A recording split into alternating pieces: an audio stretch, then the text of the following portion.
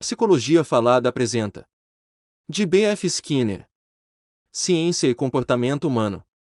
Este audiolivro é uma produção independente sem fins lucrativos. Se você vê valor no nosso trabalho, considere ser nosso apoiador e deixar o seu like.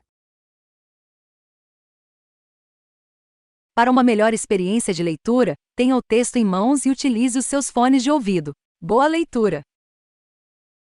Capítulo 10. Emoção. O que é uma emoção? As emoções são excelentes exemplos das causas fictícias, às quais comumente atribuímos o comportamento. Corremos por causa do medo, e brigamos por causa da raiva, ficamos paralisados pela ira e deprimidos pelo pesar. Estas causas, por seu turno, são atribuídas a eventos em nossa história ou a circunstâncias presentes, as coisas que nos amedrontam, ou nos encolerizam, ou nos deixam tristes. O comportamento, a emoção e o evento externo anterior constituem os três elos da familiar cadeia causal. O elo médio pode ser tomado tanto como psíquico quanto como fisiológico. No caso psíquico, argumenta-se que uma circunstância externa faz com que o indivíduo se sinta emocional, e que o sentimento o leva a encetar a ação apropriada. A famosa teoria de James Lange, desenvolvida pelo psicólogo norte-americano William James e pelo médico dinamarquês C.G. Lange, sustentava, entretanto, que não se sente a causa interior da emoção, mas apenas alguma parte do próprio comportamento emocional. James lançou essa afirmação em forma clássica dizendo que nos sentimos tristes porque choramos, irados porque lutamos, medrosos porque trememos e não que choramos. Lutamos ou trememos porque estamos tristes, irados ou medrosos, como pode ser o caso. Esta teoria dava importância ao estudo das mudanças fisiológicas que sentimos na emoção e até certo ponto identificava o elo médio psíquico com o fisiológico. As alterações mais óbvias que estão presentes quando o leigo diz que sente uma emoção são as respostas dos músculos lisos e das glândulas, por exemplo, corar, empalidecer, chorar, suar, salivar e contrair os pequenos músculos lisos da pele, que produzem o arrepio dos pelos no homem e eriçam os pelos dos animais. Muitas dessas alterações são familiares na forma dos registros do detector de mentiras, que detecta, não a desonestidade, mas as respostas emocionais grandes, quando o indivíduo se empenha em um comportamento pelo qual anteriormente foi punido. A despeito de extensiva investigação, não foi possível demonstrar que cada emoção se distinga por um padrão particular de respostas de glândulas e músculos lisos. Embora haja alguns padrões característicos dessas respostas, as diferenças entre as emoções com frequência não são grandes e não seguem as distinções usuais. Nem servem para diagnóstico de emoção em geral, pois ocorrem também sob outras circunstâncias, por exemplo, depois de um exercício pesado ou de uma lufada de ar frio. Diz-se comumente que certas respostas executadas pelos músculos faciais e posturais expressam emoção. O riso, o grunhido, o rosnar, o mostrar de dentes e as respostas musculares que acompanham a secreção das lágrimas são exemplos. Os organismos inferiores geralmente têm um repertório deste tipo mais extenso. As expressões emocionais podem ser imitadas pelo comportamento operante, como no teatro, e frequentemente são modificadas pelo ambiente social para se conformarem com as especificações culturais. Até certo ponto, uma dada cultura tem seu próprio modo de rir, de chorar de dor, e assim por diante. Não tem sido possível especificar conjuntos dados de respostas expressivas como característicos de emoções particulares, e em nenhum caso se diz que essas respostas sejam a emoção. Na busca do que ocorre na emoção, o cientista encontrou-se em peculiar desvantagem, onde o leigo identifica e classifica as emoções não apenas com facilidade, mas também com coerência considerável. O cientista, preocupado com respostas de glândulas e músculos lisos, não está seguro de que poderia explicar a diferença mesmo entre emoções relativamente comuns como raiva e medo. Aparentemente, alguns meios de identificação válidos para o leigo foram deixados de lado. Este não diz que o homem está irado apenas porque os pequenos vasos sanguíneos dilatam-se de modo que o indivíduo fica corado ou porque o pulso acelera, ou porque certos músculos colocam o queixo e os lábios em uma posição reminiscente do grunhido do animal não civilizado. Tudo isso pode acontecer sem emoção, e o leigo com frequência julga que alguém está zangado, mesmo quando não tem conhecimento dessas respostas. Por exemplo, quando diz que o autor de uma carta deveria estar zangado quando a escreveu. Sabe que uma companheira está com medo quando anda com ela por uma rua escura, mesmo que não a veja tornar-se pálida, ou não saiba que a secreção de seus sucos digestivos foi interrompida ou que seu pulso se acelerou. Em outras circunstâncias, tudo isso poderia estar acontecendo, e de modo algum julgá-la amedrontada. A emoção como uma predisposição. Quando o homem da rua diz que alguém está com medo, ou zangado, ou amando, geralmente está falando de predisposições para agir de certas maneiras. O homem zangado mostra uma alta probabilidade de lutar, insultar, ou de algum modo infligir danos, e uma pequena probabilidade de auxiliar, favorecer, confortar, ou amar. Alguém que ama mostra uma grande tendência para auxiliar, favorecer, estar com, e cuidar de, e uma pequena inclinação para ofender de qualquer maneira. No medo, o homem tende a reduzir ou evitar contato com estímulos específicos, correndo, escondendo-se, ou cobrindo os olhos e os ouvidos. Ao mesmo tempo tem menor probabilidade de avançar contra esses estímulos ou para um território desconhecido. Esses fatos são úteis, e algo parecido com o modo de classificação do leigo tem seu lugar em uma análise científica. Os nomes das assim chamadas emoções servem para classificar o comportamento em relação a várias circunstâncias que afetam sua probabilidade. O procedimento mais seguro é manter a forma adjetiva. Assim como o organismo faminto pode ser explicado sem muita dificuldade, ainda que fome não seja um objeto, também pela descrição do comportamento como amedrontado, afetuoso, tímido, e assim por diante, não somos levados a procurar coisas chamadas emoções. Idiotismos e estrangeirices comuns em Love com medo e com raiva sugerem a definição de uma emoção como um estado conceitual, no qual uma resposta especial é função de circunstâncias na história do indivíduo. No discurso casual e para muitos propósitos científicos, alguns desses modos de referência à força presente, em termos de variáveis das quais ela for função, é, frequentemente, desejável. Mas a emoção, assim definida como impulso, não deve ser identificada com condições psíquicas ou fisiológicas. As respostas que variam juntas na emoção. Não há garantia de que o vocabulário do leigo sobreviverá sem modificação em um estudo científico. Na discussão que se segue, entretanto, os termos tomados do discurso casual são usados para indicar observações familiares e apontar certos problemas essenciais. Algumas emoções, alegria e tristeza, por exemplo, acarretam o repertório total do organismo. Reconhece-se isto ao dizer que uma emoção é excitante ou deprimente. Algumas emoções afetam todo o repertório, mas de modo mais específico. Provavelmente nenhum comportamento permanece imutável quando o organismo se torna medroso ou zangado, mas as respostas relacionadas a aspectos específicos do ambiente, o objeto, do medo ou da raiva, serão especialmente afetadas. Algumas das emoções mais moderadas, como embaraço, simpatia e divertimento, podem ser localizadas, mas estritamente em pequenas subdivisões do repertório. As respostas que variam juntas em uma emoção o fazem em parte por causa de uma consequência comum. As respostas que aumentam de força na raiva infligem dano em pessoas ou objetos.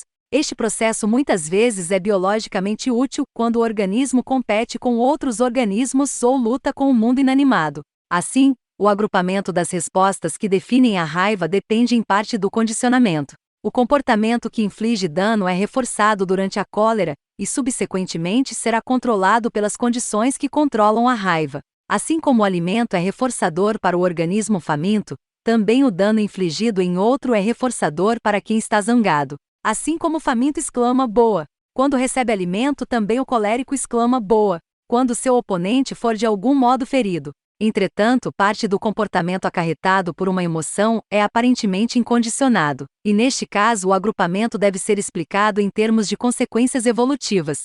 Por exemplo, em algumas espécies, morder, golpear e arranhar parece ter sido fortalecido durante a raiva, antes que o condicionamento possa ter lugar. Essas respostas geram gritos de dor, e outros indícios de dano que então reforçam outras respostas para trazê-las à classe dos comportamentos coléricos. Por exemplo, se uma criança irada ataca, morde ou golpeia outra criança, tudo sem prévio condicionamento, e se a outra criança chora ou foge, então as mesmas consequências podem reforçar outros comportamentos da criança zangada que dificilmente poderiam ser inatos. Por exemplo, importunar a outra criança, tirar o brinquedo dela, destruir seu trabalho, ou dizer-lhe nomes feios. O adulto possui um repertório completo de respostas verbais obviamente condicionadas que causam dano, todas elas fortes, na raiva, e todas covariam com o comportamento incondicionado como função das mesmas variáveis. Operações emocionais. Descobrem-se as variáveis das quais os estados emocionais são função, como quaisquer outras variáveis, procurando-as. Muitos casos são comezinhos. Um som alto e repentino frequentemente induz ao medo. Restrição física continuada ou outra interferência com o comportamento pode gerar raiva. Não receber um reforço costumeiro é um caso especial de restrição que gera um tipo de raiva denominada frustração. O comportamento que tem sido frequentemente punido pode ser emitido em uma forma denominada tímida ou embaraçada. Entretanto, não devemos esperar muito desses termos de uso cotidiano. Desenvolveram-se de circunstâncias que dão importância a casos típicos e que nunca foram testadas em condições que requeram definição precisa. Mesmo uma emoção aparentemente bem marcada como a raiva pode não ser redutível a uma única classe de respostas ou atribuível a um único conjunto de operações. A raiva produzida por certa circunstância pode não ser a mesma que a produzida por outra. Novamente, a interrupção de uma sequência estabelecida de respostas tem, em geral, um efeito emocional. Mas quando alguém não pode escrever uma carta por não ter caneta, ou não pode abrir uma porta porque está trancada do outro lado, ou não pode conversar com alguém que é inteiramente surdo, ou não pode falar a mesma língua, os efeitos resultantes podem diferir em tantos modos quantas as diferentes circunstâncias. Agrupá-los todos juntos como condições frustradoras e descrever todas as mudanças no comportamento como raiva é uma simplificação enganadora. O reconhecimento de emoções mistas sugere que a classificação usual faz distinções que nem sempre correspondem aos fatos. As emoções sutis são ainda mais difíceis. As condições que o leigo chama de solidão, por exemplo, parecem ser uma forma atenuada de frustração devido à interrupção de uma sequência estabelecida de respostas que foram positivamente reforçadas pelo ambiente social. O homem solitário não tem com quem conversar. Não importa para onde se volte, o comportamento não pode ser eficiente. A solidão devido à ausência de uma única pessoa que forneceu reforço na forma de afeição pode ser especialmente profunda, como demonstram os que têm mal de amor. A solidão do indivíduo amigável que se encontra entre estranhos por longo tempo poderá ser de caráter diferente. Uma criança perdida na multidão sofre de um modo ainda diverso. Todo comportamento que foi anteriormente reforçado pelo aparecimento da mãe ou do pai agora falha. Ela olha ao redor mas não os vê, chama-os e chora, mas não respondem. Dependendo de uma variedade de circunstâncias, o resultado pode estar próximo do medo, da raiva ou da tristeza. No presente parece não haver uma classificação geral aplicável a todos esses exemplos. Notamos que os campos da motivação e da emoção estão muito próximos. Na verdade, podem se superpor. Qualquer privação extrema age provavelmente como uma operação emocional. O homem faminto é quase necessariamente frustrado e temeroso. A nostalgia inclui tanto um impulso como uma emoção. Se removermos um homem de seus ambientes característicos, grande parte de seu comportamento social não poderá ser emitido e pode, portanto, se tornar cada vez mais provável. Voltará aos ambientes antigos sempre que possível, e será então particularmente sociável. Outras partes de seu comportamento tomam-se fortes porque são automaticamente reforçadas sob a privação prevalecente. Conversará com qualquer um que ouça coisas a respeito de seus antigos ambientes, dos velhos amigos, e sobre o que costumava fazer. Tudo isso é resultante de privação. Mas a nostalgia também é uma condição emocional, na qual há um enfraquecimento geral de outras formas de comportamento. Uma depressão que pode ser bem profunda. Não se pode classificar isto como resultado da privação, porque o comportamento assim afetado não foi especificamente restringido. As distinções desta espécie podem parecer um pouco forçadas, mas são importantes quer estejamos interessados na compreensão, quer na alteração dessas condições. A emoção total. Definimos uma emoção na medida em que se quer fazê-lo, como um estado particular de alta ou baixa frequência de uma ou mais respostas induzidas por qualquer uma dentre uma classe de operações. Podemos fazer tantas distinções quantas quisermos entre emoções separadas, embora esse esforço geralmente se esvazie em um sem número de distinções realmente possíveis. Existem métodos e práticas disponíveis para o levantamento dos efeitos de qualquer operação dada na qual se possa estar interessado, e um enunciado da relação parece não deixar nada importante inexplicado. As respostas reflexas que acompanham muitos desses estados de força não devem ser completamente desprezadas.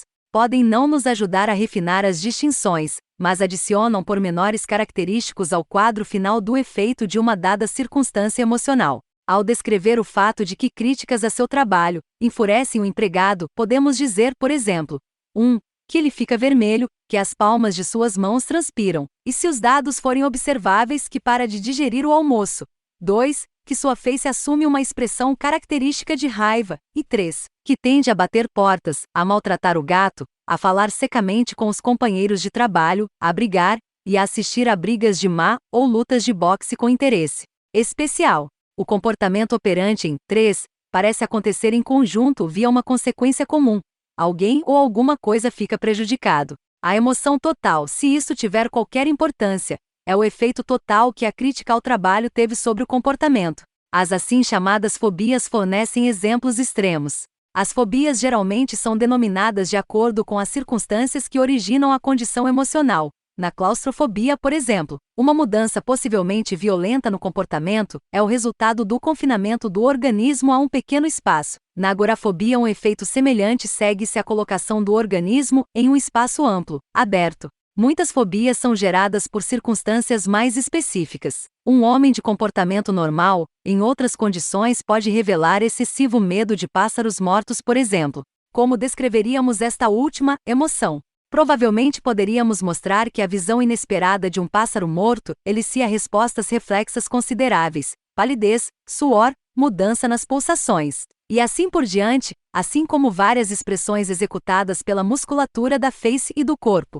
Se esta fosse a dimensão da fobia, poderíamos descrevê-la completamente como um conjunto de reflexos condicionados evocados pela visão de um pássaro morto. Mas há outros efeitos importantes. O comportamento de fuga será bastante poderoso. Parte dele, como voltar-se ou correr, terá sido incondicionado ou condicionado muito cedo na história do organismo. Outra parte, chamar alguém para retirar o pássaro, por exemplo, obviamente será de origem mais recente. O restante do repertório passa por uma mudança geral. Se o sujeito estiver jantando, observamos que para de comer ou come menos rapidamente. Se estiver empenhado em alguma outra ação, observamos uma alteração que pode ser descrita como perda de interesse. Vemos que tem maior probabilidade de sobressaltar-se com sons repentinos e de olhar ao redor cautelosamente antes de penetrar em novos territórios. Será menos provável que fale com uma frequência natural, que ria, que brinque e assim por diante. Estará predisposto a ver pássaro morto em lugar de um chapéu velho caído no chão, no sentido de que esse estímulo, que em certa medida lembra um pássaro morto, pode restabelecer todas as condições emocionais acima descritas. Essas mudanças podem persistir por um considerável período de tempo depois do estímulo ter sido removido. Uma descrição completa da fobia precisaria se referir a todas elas e isto obviamente requereria uma descrição do repertório comportamental inteiro do indivíduo. As emoções não são causas. Se o problema da emoção for concebido apenas como questão de estados interiores, não é provável que se consiga progressos em tecnologia prática. Não é de qualquer auxílio, na solução de um problema prático, dizer-se que algum aspecto do comportamento do homem se deve à frustração ou à ansiedade. Precisamos também saber como a frustração ou a ansiedade foi induzida e como pode ser alterada. No final, encontramo-nos lidando com dois eventos: o comportamento emocional e as condições manipuláveis das quais esse comportamento é função, que constituem o objeto próprio do estudo da emoção. Há certos casos os quais 3 estágios podem ser identificados. Uma condição emocional crônica às vezes leva a certas formas de doença. Por exemplo, o homem cujo negócio está às portas da falência pode se sujeitar a uma longa série de circunstâncias que geram uma condição crônica de frustração e ansiedade.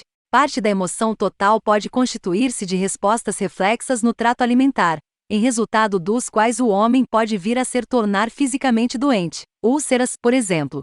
Aqui é lídimo atribuir a doença a uma emoção, como causa, porque definimos a emoção como um padrão de comportamento. Poderíamos do mesmo modo atribuir crânio fraturado à emoção, se a lesão aconteceu como resultado de comportamento imprudente.